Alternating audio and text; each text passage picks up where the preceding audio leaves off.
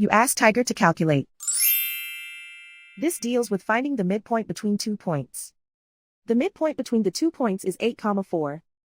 Let's solve it step by step. Plot the 2 points and calculate the midpoint using the formula. The coordinates of point 1 are x1 equals 7, y1 equals 10. The coordinates of point 2 are x2 equals 9, y2 equals -2. PM represents the midpoint of the 2 points.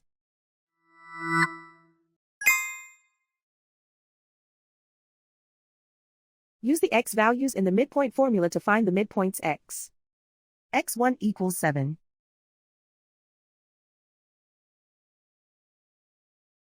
x2 equals 9.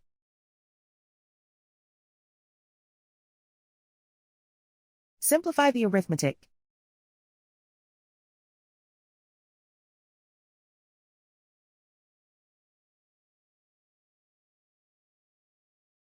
Use the y values in the midpoint formula to find the midpoints y. y1 equals 10.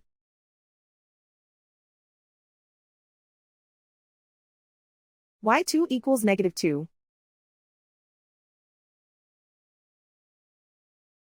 Simplify the arithmetic.